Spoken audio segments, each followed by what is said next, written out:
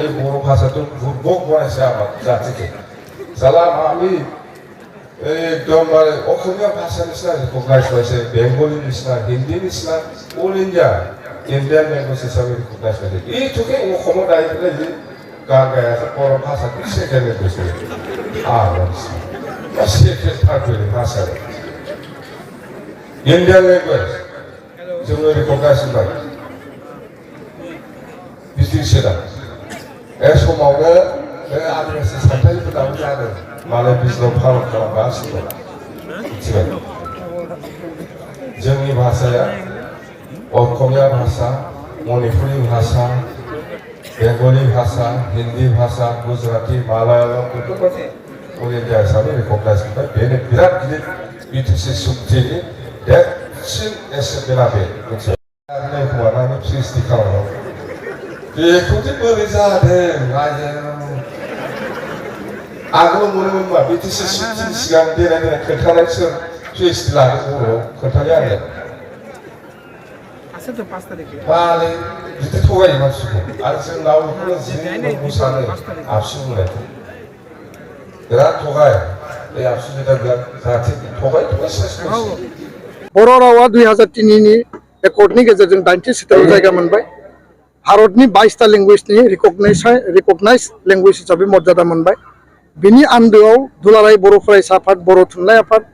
आरो बै समनि बिएलटिनि दैदेनगिरिफ्रा जयै खामानि मावदों आरो बे खामानि मावनायनि थाखाय माखासे भारत सरकार लेभेलनि जायफोर बेक्तिया मदद होबाय बिनि थाखायसो बे मर्यादाखौ जों मोनदों खिन्थु दिनै बुंनो नागिरो जे दुलाराय बर' फरायसा आफादा बेखौ माने सेकेन्ड लेंगुवेज थार्ड लेंगुवेजसो खालामनानै दोननो नागिरदों जाय बेक्तिया बुंदों बिथाङा राव आरो मिडियामनि सायाव बेसेबां कनसियास नंगौ बिथाङा नेतृत्व होदों सरकारबो सालायदोंमोन खिन्थु राजनीतिक क्षमता लाबोलाबनि थाखाय जि खोथा बुंदों भारतनि रिकगनाइज लेंगुवेज खिन्थु 17 बोसोराव बिटिसिआव फार्स्ट लेंगुवेज हिसाबै मानो बेखौ रिकगनाइज होदिया बर'आ फार्स्ट लेंगुवेज सेकेन्ड एसामिस थार्डआव इंराजि बा अफिसियेल लेंगुवेज हिसाबै मानो रिकगनाइजेसन होदिया 2020 बिटिआर सुक्तिनि गेजेरजों आसामनि लोगो सरकारि राव हिसाबै रिकगनिसन मोनबाय आसाम आयेन आफादाव बाहायजाबाय जि 2020 नि सिगाङाव जायाखैमोन बिनि उनाव आसाम आयेन आफादनि मोखाङाव गेटआव आसाम आयेन आफाद आसाम लेजिस्लेटिभ एसेम्बलि आसाम बिधान सभा लिरनाय जाबाय आरो बेजों दिनै आसामनि डिसि एसपि कर्ट काछारि जेरावबो बर' रावा दिनै बाहायजागासिनो दं आसामाव सरकारि राव हिसाबै मर्यादा मोननाय हल अफ द स्टेट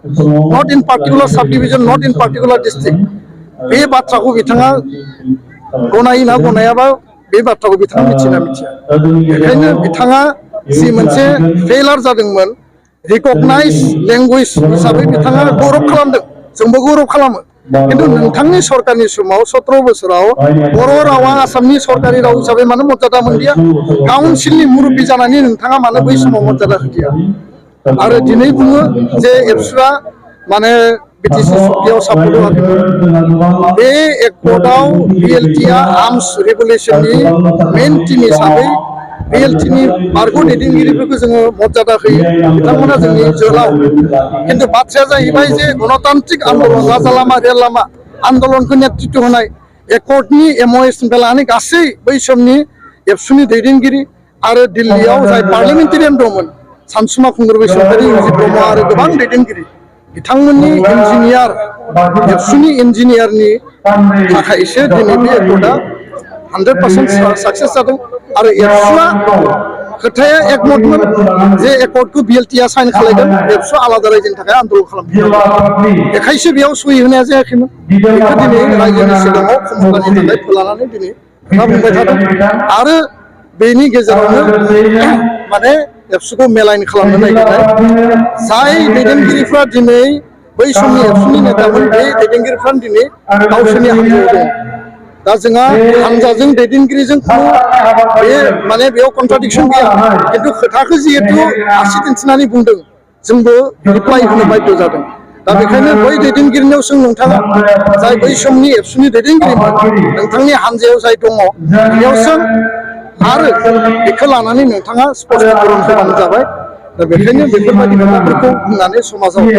गाज्रि माने आबहावा लाबोनायनि थाखाय खामानि मावनाङा गोजोन आरो शान्तिनि गेजेरजों खौसेथिनि गेजेरजों बर' हारि दानायनि थाखाय बयबो खामानि माव बयखौबो जों आपिल खालामदों